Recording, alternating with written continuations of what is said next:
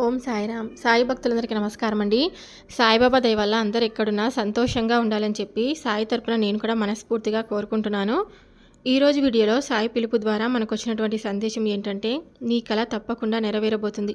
ఆలోచించకుండా, ప్రశ్నించకుండా నా విభూతిని తాకి నువ్వు వినాలనుకుంటున్న శుభవార్తను తప్పకుండా విను అని బాబాగారు మనకు ఈరోజు ఒక చక్కటి సందేశం ద్వారా మనం ముందుకు వచ్చారండి. సందేశాన్ని ఎందుకు అందించాలనుకుంటున్నారు అనేది మనం ఆయన మాటల ద్వారానే తెలుసుకుందాం. వీడియో మొదలుపెట్టే ముందు ప్రతి ఒక్కరికి ఒక చిన్న రిక్వెస్ట్ అండి. ఈ సందేశం కనుక మీ అందరికీ నచ్చినట్లయితే తప్పకుండా మన వీడియోకి లైక్ చేసి మరికొంతమంది సాయి భక్తులకు షేర్ చేయండి. కొత్తగా మన ఛానల్లో ఎవరైనా చూస్తుంటే కనుక తప్పకుండా సబ్స్క్రైబ్ చేసుకొని సపోర్ట్ అయితే ఇవ్వండి. ఇంకా ఎలాంటి కష్టాలు బాధలున్నా నాకు కామెంట్ అయితే చేయండి. నేను బాబాగారి గుడికి వెళ్ళినప్పుడల్లా మీ పేర్లు చదివి తప్పకుండా అర్చన అయితే చేయిస్తాను. తప్పకుండా కామెంట్ చేయడం మాత్రం మర్చిపోవద్దండి. ఇంకా వీడియో నచ్చినట్లయితే లైక్ చేయండి. బాబాగారి సందేశాన్ని వినేకన్నా ముందు చాలామంది ఎక్కడెక్కడో ఎన్నో రకాలైనటువంటి జ్యోతిష్యాలయాలను కాంటాక్ట్ అవుతూ ఉంటారనమాట. కానీ ఎలాంటి ప్రయోజనం లేక చాలా బాధపడుతూ ఉంటారు కదా. షిరిడి సాయిబాబా ఆశీస్సులతో జాతకం అనేది చెప్తారండి ఈ గురువు గారు. ఉన్నది ఉన్నట్లుగా మన జీవితంలో మనం ఎలాంటి సమస్యనైతే ఎదుర్కొంటున్నామో వాటన్నిటికీ శాశ్వత పరిష్కారం లభించేలాగా చెప్తారనమాట. వీరి నెంబర్ వచ్చేసి 8333855161. ఫోన్ ద్వారానే జ్యోతిష్యం అనేది చెప్పబడతారనమాట. ప్రేమ సమస్యలు, పెండ్లి సమస్యలు, మనోవేదన, శత్రు సమస్యలు, విడాకులు, ధన సమస్య, భార్యాభర్తల మధ్య సమస్యలు, పిల్లల పొరపాట్లు, మీ జీవితంలో ప్రతి ఒక్క సమస్యకి గురువుగారి దగ్గర పరిష్కారం తప్పకుండా లభిస్తుంది.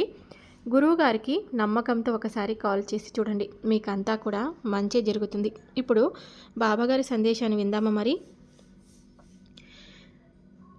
దుఃఖంలో ఉన్నావు కదా, నిన్ను కాపాడడానికి తప్పకుండా నేను ఒక వ్యక్తిని పంపబోతున్నాను. కాదనకుండా నేను చెప్పినటువంటి సందేశాన్ని పూర్తిగా విను. వెంటనే నా విభూతిని తాకి ఆ శుభవార్తను అందుకో. ఎప్పుడు కూడా ఎన్నో రకాలైనటువంటి సందేశాలను వినిపిస్తున్నావు కదా బాబా, ఎలాంటి ప్రయోజనం లేక ఇలా దుఃఖంతో మునిగిపోయి ఉన్నాము.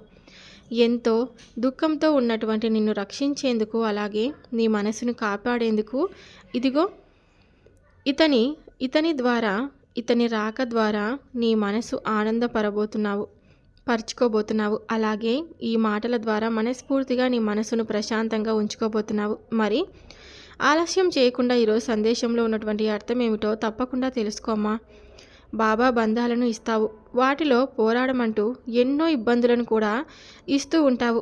సహనంతో ఉండమంటూ అంటావు, అలా కూర్చుండి చూస్తూ ఉండిపోతావు. ఎలా బాబా, అన్నీ కూడా ఏదైనా కానీ కష్టంలో ఉన్నా, లేదంటే ఏదైనా పుట్టేంత దుఃఖంలో ఉండేటువంటి మాకు ఈ సమస్య నుండి మమ్మల్ని కాపాడు అని అంటే చాలు, వెంటనే శ్రద్ధ సబూరితో ఉండమ్మా, ఓర్పు సహనంతో ఉండు, అంతా మంచి జరుగుతుందని చెప్తూ ఉండడం తప్ప ఇప్పటి వరకు ఆ మంచి ఏమిటో నేనైతే పొందలేదు. నిజం చెప్పాలంటే నేను ఎంతో దుఃఖంతో ఉన్నాను. ఆ దుఃఖం కూడా దేని గురించో నీకు తెలుసు. ఎందుకంటే నా మనసులో ఉన్నటువంటి బాధ అంతా కూడా నేను ఎవరికి చెప్పుకోలేకపోయినా ప్రతిరోజు ప్రతి నిమిషం నీ పాదాల వద్ద నేను ఎంతగా విలపిస్తూ ఉన్నానో, నా దుఃఖం గురించి నీకు ఎంతగా చెప్తున్నానో ప్రతిదీ నీకు తెలుసు. అయినా కూడా అలా కేవలం చోద్యం చూస్తూ ఉన్నటువంటి అలా చూస్తూ ఉండిపోయావు. నా దుఃఖం అంతా నీకు బాగా తెలుసు కదా. ఎప్పటికైనా కానీ నువ్వు సహాయం చేస్తావని కళ్ళు కాయలు కాసేలా ఎదురు చూస్తూ ఉన్నాను. అయినా కూడా అణువంతా కూడా నాపై జాలి లేదు, నీకు జాలి కలగడం లేదు. కానీ నేను మాత్రం ఈ యొక్క జీవితంలో విసిగిపోయి పోరాడే శక్తి కూడా ఇక నేను కోల్పోతానేమోనని చాలా భయమేస్తుంది. ఇక నా జీవితం పైన విరక్తి కలిగేలా చెయ్యొద్దండి. ఇక చాలు, ఇంతవరకు నాతో ఆడిన ఆటలు, నన్ను బాధ పెట్టినటువంటి విషయాల గురించి నేను చెప్తున్నాను, ఇక చాలని. ఇక ఇప్పటి నుంచైనా నాకు కొంచెం శక్తిని ఇవ్వండి. అయితే ముడి వేసినటువంటి బంధాలను విడదీసేది నువ్వే, మరలా ఎందుకు వారిని కలపాలని ప్రయత్నం చేసేది కూడా మీరే. అయినా కూడా ఎప్పుడు కూడా మిమ్మల్ని నేను నిందించలేదు, ఇలా ఎందుకు చేశారు అని. ఇప్పటి నుంచైనా నా జీవితంలో సుఖ సంతోషాలు వెల్లివిరుస్తాయా అని ఒక సందేహంతో నేను అడుగుతున్నాను. తప్పకుండా అటువంటి అనుభూతి పొందే క్షణాలను కలిగిస్తారు కదా బాబా. ఇక నేను బాధపడకూడదని అనుకుంటున్నాను. కేవలం సంతోషకరమైన రోజులనే అనుభవించాలని నేను వేడుకుంటున్నాను. ఎన్నో రకాలైనటువంటి సందేశాలను వినిపిస్తూ ఉంటావు. నా మనసును కాస్త ఊరటను కల్పించడానికి ఎన్నో రకాలైనటువంటి మాటలకు కూడా నేను వింటూ ఉంటాను. ఆ మాటలను విన్న ప్రతి క్షణం నాకు అనిపిస్తూ ఉంటుంది, నా జీవితంలో జరిగే విషయాలను బాబా నాతో చెప్తున్నాడు అని. అలా నువ్వు ఎంతో అనుభూతిని పొందుపరిచేలా ఎన్నో రకాలైన సందేశాలను మాటల ద్వారా తెలియపరుస్తూ ఉంటారు. కానీ నాకు విన్నంతసేపు మాత్రమే మనసు ప్రశాంతంగా ఉంటుంది. తర్వాత మరలా జీవితం అనేది ఎప్పుడూ జరిగేలాగే బాధకరంగా, ఎప్పుడూ బాధపడుతూ ఉండేలాగా అనిపిస్తూ ఉంటుంది. ఇలా ప్రతిరోజు ప్రతి క్షణం నువ్వు నాతో ఉన్నావని నాకు తెలిసేది ఎప్పుడు? అసలు నువ్వు ఉంటే ఈ బాధలు ఎందుకు కలుగుతాయి? ఒకవేళ సరే నువ్వున్నావంటే ఇన్ని బాధలు నేను అనుభవిస్తున్నాను కదా, ఏమైనా అంటే కేవలం మనం చేసిన కర్మ ఫలితాలు, మనం చేసిన కర్మ పాప పుణ్యాలు అని చెప్తూ ఉంటారు.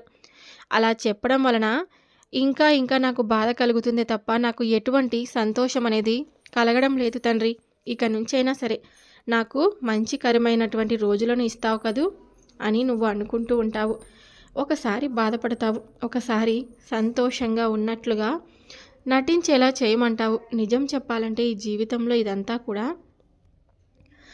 నువ్వు ఆడించేటువంటి కేవలం ఒక జగన్నాటకం అని మాత్రం నమ్ముతున్నాను. చూడు బాబా, నేను ఎదురు చూస్తున్నది దేనికోసమో నీకు తెలుసు, నేను బాధపడుతుంది దేనికోసమో కూడా నీకు తెలుసు.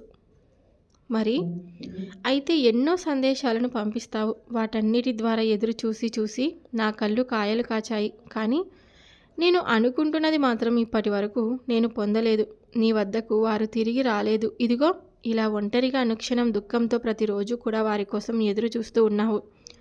నాకు తెలిసి నేను ఎలాంటి పాపం చేయలేదు. అలాగే నేను ఎవరిని కూడా అనరానటువంటి మాటలతో, ఎవరిని కూడా నేను నొప్పించినటువంటి మాటలతో బాధ పెట్టనే లేదు. అయితే నాకున్న దాంట్లో నాకు ఏదైతే ఉందో దాంట్లో నేను సంతోషంగా తృప్తిగా బ్రతికాను. నాకున్న దాంట్లో నలుగురికి సహాయం చేసుకుంటూ వచ్చాను. కానీ ఎందుకు ఇలా జరుగుతుందో నాకే అర్థం కావడం లేదు. నేను చేసినటువంటి పొరపాట్లు నాకు మీరు చెప్తారని అనుకుంటున్నాను. నేను ఏదైనా తెలిసి తెలియక తప్పు చేస్తే దాన్ని నువ్వు సరిదిద్దాలి తప్ప ఇలా ప్రతి క్షణం నన్ను బాధ పెట్టడం నీకు సమంజసం కాదు. చూడమ్మా, ఏది కూడా జరగడం లేదు. నీ మనసంతా కూడా అల్లకల్లోలంగా, ప్రశాంతత లేకుండా నువ్వు నీ జీవితాన్ని ఇప్పటి వరకు గడిపావు. ఇక నుంచి నీకు అలాంటి కష్ట నష్టాలను చూసేలా చెయ్యను. నీ మనసంతా కూడా దుఃఖంతో నిండిపోయిందని, తల్లడిల్లిపోతున్నావని నాకు తెలుసు. కాబట్టే కదా ఇతని రాకతో ఈరోజు దుఃఖంలో నిండిపోయి ఉన్నటువంటి నీ మనసుకు ఆనందాన్ని కలిగించే విధంగా ఇతని రాకతో నీ జీవితం గొప్ప మార్పు రాబోతుంది. అయితే ప్రతిసారి కూడా నువ్వు ఎంతగానో బాధపడుతూ నీ మనసును నువ్వు కఠినంగా ఉంచుకుంటూ తల్లడిల్లిపోతూ నన్ను అడుగుతున్నావు కదా. బాధ నీ కాదు అని అర్థమైంది. ఎంతో వేదన చెందుతున్నావో, ఎంత నరకయాతన పడుతున్నావో నాకు అర్థమైంది. నువ్వు నాకు చెప్పవలసినటువంటి అవసరం లేదు. కానీ ఈ బాధ నువ్వు పడుతున్నావంటే దీనికి తప్పకుండా కారణమైతే నీ కర్మ ఫలితం. అవునమ్మా, నువ్వు పూర్వజన్మలో చేసుకున్నటువంటి కర్మను ఇప్పుడు అనుభవిస్తున్నావు. ఇదిగో ఈ కర్మ ఫలమే ఇప్పుడు నిన్ను ఇలా బాధ పెట్టేలా చేస్తుంది, నువ్వు ఇన్ని బాధలు పడేలా చేస్తుంది. నీ బంధం నీ నుండి దూరం అయింది. తప్పకుండా నీ బంధంలో మంచి మార్పును వచ్చేలాగా నేను చేస్తాను. నీ బంధంలో మంచి మార్పు వస్తుంది, నేను నీకు మాటిస్తున్నాను. ఎంతోమంది విడిపోయినటువంటి వారిని నేను ఛాయచక్యంగా వారికి అర్థమయ్యేలాగా చేసి కలిపాను. నిన్ను కూడా అంతే. ఇంతవరకు నువ్వు అనుభవించిన ఈ బాధనిక వదిలిపెట్టేసే. కేవలం నువ్వు దుఃఖ సాగరంలో మునిగిపోయి ఉంటే ఎలా చెప్పు? మరలా తిరిగి కలుసుకొని ఇప్పటికి ఎంతో సంతోషంగా చాలామంది ఉన్నారు. ఆ సమయం రానే వచ్చింది. ఇన్ని రోజులు ఓపిక పట్టావు కదా, మరి ఇంకొద్ది రోజులు ఓపిక పట్టు చాలు. ఖచ్చితంగా నువ్వు ఎదురు చూస్తున్నటువంటి వారిలో మార్పుని తీసుకొచ్చి నీ బంధాన్ని నీ దగ్గరకు చేర్చబోతున్నాను. నువ్వు ఎంత బాధపడుతున్నావో, నువ్వు ఎంత విసుగు చెందుతున్నావో, ఎంత కలత చెందుతున్నావో నాకు అంతా తెలుసు. నేను అలా చూస్తూ ఊరికేనే ఉండిపోను. ఏదో ఒక విధంగా నీకు మంచి జరగాలని ఎన్నో రకాలైనటువంటి ప్రయత్నాలను చేస్తూ ఉంటాను. నువ్వు ఎంత విసుగు చెందుతున్నావో నేను కళ్ళారా చూస్తూనే ఉన్నాను. నీ బాధను చూస్తూ ఉంటే నా కడుపు తరుక్కుపోతుంది. బిడ్డలను సరిగ్గా చూసుకోలేకపోతున్నానేమో అని నా మనసు నాకే అనిపించేలా చేస్తున్నావు. అంతగా బాధపడుతున్నావు. చూడు, ఇప్పటికైనా మనశ్శాంతిని పొందు. ఏ పని మీద కూడా నీకు ధ్యాస అనేది ఉండటం లేదు. తిండి తినడం లేదు, మనశ్శాంతిని పొందడం లేదు, కంటి నిండా కనీసం నిద్ర కూడా పోవడం లేదు. ఇదంతా కూడా నీకు మనశ్శాంతి లేకపోవడం వల్ల జరుగుతుంది. నువ్వు బాధపడద్దు, అలాగే తల్లడిల్లిపోవద్దు. నీ మనసుకు ప్రశాంతత కలిగించేలా గొప్ప శుభవార్తను, అలాగే నీ బంధాన్ని నీ వద్దకు తీసుకువచ్చేటువంటి రోజును త్వరలోనే నీ ముందు పరుస్తాను. నేను నీకు మాటిస్తున్నాను. ఇకనైనా దిగులు చెందడం మానేయ్. ఇకనైనా సంతోషంగా ఉండడాన్ని ముందు అలవర్చుకో. జీవితంలో ఎన్నో కష్టాలను, ఎన్నో బాధలను చవిచూసావు. ఇకపై నీకు ఎలాంటి నష్టం అనేది వాటిల్లదు. నువ్వు ఇష్టపడినటువంటి వ్యక్తి అయినా సరే, లేదా నిన్ను విడిపోయినటువంటి బంధమైనా సరే నిన్ను తప్పకుండా చేరుకుంటుంది. నువ్వు ఏ విధంగా అయితే స్వచ్ఛమైనటువంటి ప్రేమతో ఎదురు చూస్తున్నావో అదంతా కూడా వృధా కాదు. తప్పకుండా నీకు మంచి జరిగేలా చేస్తుంది. తప్పకుండా నువ్వు కోరుకున్నటువంటి బంధంలో మార్పును తీసుకొని రాబోతున్నాను. వారిని నీ దగ్గరకు చేర్చి నీ బంధంతో నువ్వు కలిసి సంతోషంగా ఉండేలాగా తప్పకుండా నీకు నేను అన్ని విధాలుగా సహాయాన్ని అందిస్తాను. ఇకనైనా నా బంగారు తల్లివి కదూ, నీకు వచ్చినటువంటి కష్టం గురించి మర్చిపో. నీకు ఉన్నటువంటి అలకను, అలాగే నీలో ఉన్నటువంటి అశాంతిని దూరం చేసుకొని చక్కగా మంచిగా మనశ్శాంతిని కలిగి ఉండు. అలాగే సమయానికి నిద్ర, సమయానికి ఆహారం తీసుకుంటూ ఉండు. అవి తప్పనిసరి. చూడు, నీ సమస్తమైనటువంటి విషయాల యందు నీకు నేను తోడుగా ఉంటానని మరలా మాటిచ్చి చెప్తున్నాను. నీకు నేను ఎప్పుడూ తోడుగా ఉంటానని తెలియదా? ఎల్లవేళలా నిన్ను నేను రక్షిస్తూనే ఉన్నాను అని నీకు తెలుసు కదా. నా ఆశీస్సులు నీకు లేవేమో అని ఎప్పుడు కూడా నువ్వు అపోహ పడవద్దని ఎన్నిసార్లు చెప్పాలో చెప్పు. నీవు ఒకసారి వెనుకటి రోజులన్నీ కూడా గుర్తు చేసుకుంటే అప్పుడు ఈ విధంగా నీ మనసులో ఈ భావం అనేది ఏర్పడదు. నీకప్పుడు పూర్తిగా అర్థమవుతుంది. నీవు ఎంతటి కష్టాల ఊబిలో ఉన్నావో, ఒక్కొక్కసారి నీకు ఎంత ధైర్యాన్ని ఇచ్చానో ఒకసారి గుర్తు చేసుకో. అసలు నా రక్షణ లేకుండానే, నా సహాయం లేకుండానే ఇప్పటి వరకు నువ్వు నీ జీవితాన్ని గడిపావా? నువ్వు ఇంత సంతోషంగా ఉండగలిగావంటే అది కేవలం నా సహాయాన్ని నువ్వు పొందడం ద్వారానే కదా. మరి ఒకసారి సహాయాన్ని పొందిన తర్వాత దానిని అసలు ఎలా మర్చిపోతారు? నిజం చెప్పాలంటే జీవితం అనేది ఎన్నో రకాలైనటువంటి కష్టాలను, బాధలను ప్రతి ఒక్కరూ అనుభవించాలి. నిజం చెప్పాలంటే ఎప్పుడు కూడా సంతోషంగా ఉండడానికి మనం ప్రయత్నించాలి. మానవ నైజం ఇంతేనేమో చూడు. సంతోషంగా ఉన్నప్పుడు భగవంతుడు మనకు గుర్తురాడు. అదే దుఃఖంలో ఉన్నప్పుడు ఎప్పుడూ కూడా తప్పకుండా అనుక్షణం భగవంతుడు గుర్తుకు వచ్చి మనకు ఈ పని జరగలేదు, ఆ పని జరగలేదని నిందలు వేస్తూ ఉంటారు. అందుకే మానవ నైజం ఇంతేనేమో అని చెప్తున్నాను. భగవంతుడు గుర్తుకొస్తూ ఉంటాడు. ఎందుకంటే ఆ కష్టాన్ని మీరు చూసి భయపడుతున్నారు కాబట్టి భగవంతుణ్ణి మీరు ప్రతినిత్యం కూడా స్మరించుకుంటూ ఉంటారు. ఎప్పుడు కూడా ఒకే మనస్తత్వం కలిగి ఉండాలంటే నువ్వు ఒకలా కాకుండా ఎప్పుడు కూడా మంచి నడవడిక, మంచి మనస్తత్వం కలిగి ఉండాలి. మనం సంతోషంలో ఉన్న భగవంతుడు ప్రసాదించింది అని అనుకోవాలి. దుఃఖంలో ఉన్న మన కర్మ ఫలితమేమో, లేదంటే మనల్ని పరీక్షించేందుకు ఆ భగవంతుడు చేస్తున్నటువంటి విధి, ఆడుతున్నటువంటి నాటకంలో మనం ఒక భాగమే అని అనుకోవాలి తప్ప, కష్టంలో ఉన్నప్పుడు భగవంతుడు మాకు ఎలాంటి సహాయం అందించడం లేదని అనుకోవడం మాత్రం నీ అపోహ అవుతుంది. కాబట్టి ఎప్పుడు కూడా మీరు మనసులో అయినా సరే ఆ విధంగా భగవంతుణ్ణి శంకించవద్దు. నీ చెడు రోజులన్నీ పోయి ఇప్పటి వరకు గడిచిపోయాయి కదా.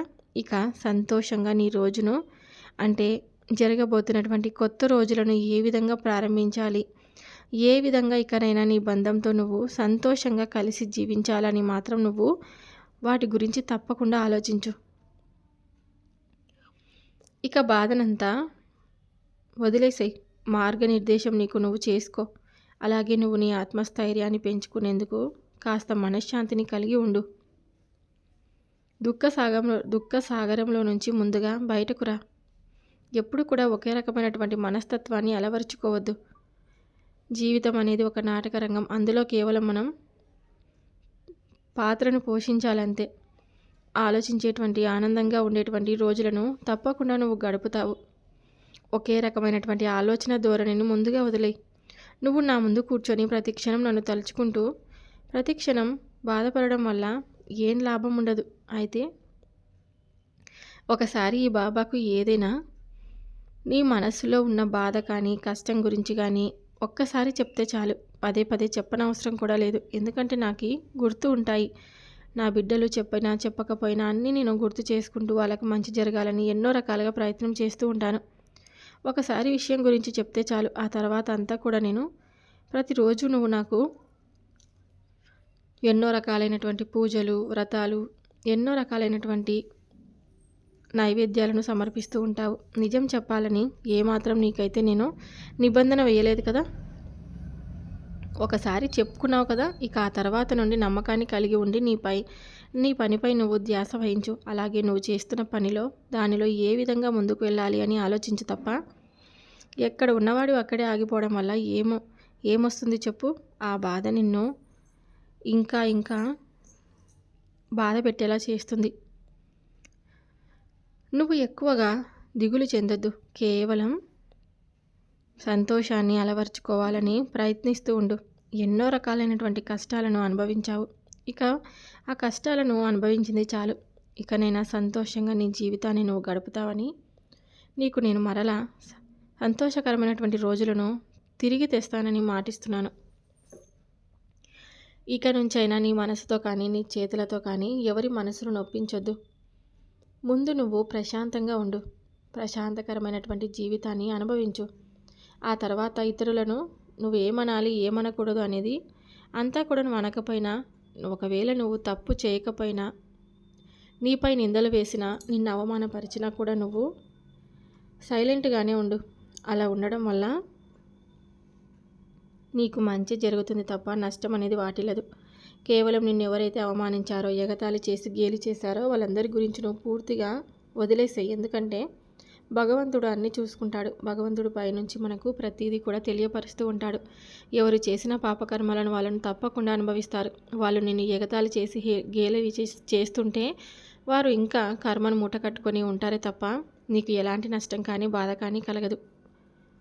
అందుకే మరలా నేను చెప్తున్నాను, ఇకపై ఎలాంటి ఆలోచన లేకుండా, ఎలాంటి మనస్తత్వాన్ని నువ్వు అలవర్చుకోకుండా సంతోషంగా నీ జీవితాన్ని తప్పకుండా నువ్వు ఆనందంగా గడుపుతావని ఈ సాయి నీ నుండి కోరుకుంటుగా సెలవు తీసుకుంటున్నాడు.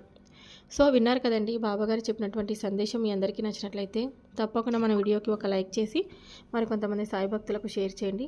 కొత్తగా మన ఛానల్ని ఎవరైనా చూస్తుంటే కనుక తప్పకుండా సబ్స్క్రైబ్ చేసుకొని సపోర్ట్ అయితే ఇవ్వండి. ఇంకా ఎలాంటి కష్టాలు సమస్యలు ఉన్నా కూడా నాకు కామెంట్ సెక్షన్లో తప్పకుండా ఒక కామెంట్ అయితే రాయండి. నేను గుడికి వెళ్ళినప్పుడల్లా మీ పేరు చదివి అర్చన అయితే చేయిస్తాను. తప్పకుండా మీకు అంతలో కొంత మంచి అయితే జరుగుతుంది కదా. రేపు సాయి పిలుపు ద్వారా వచ్చే సందేశంతో మళ్ళీ కలుద్దాం. బాబాగారి ఆశీస్సులు మీపై ఎలవెలలా ఉండాలని చెప్పి మనస్ఫూర్తిగా నేను కోరుకుంటున్నాను. సర్వే జనా సుఖినో భవంతు. ఓం సాయిరామ్.